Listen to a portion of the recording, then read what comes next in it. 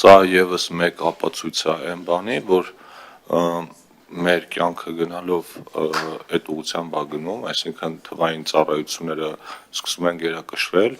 եւ այդ թվային ծառայություններից օգտվելու համար մարդը նախ պետք է գոնե մեկ անգամ նույնականացվելու համար պետք է ունենա կամ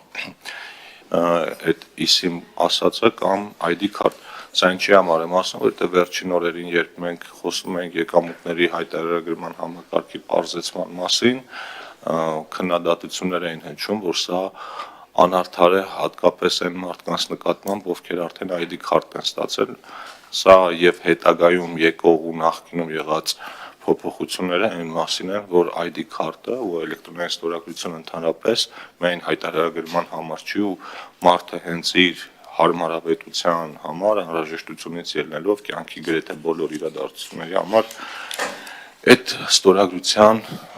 կարիքը ունենալու է, այնպես որ այն մարդիկ, ովքեր դիմել են ID card-ի համար ստացել են, իրանք ոչ թե իրենք իրենց վնասել են, այլ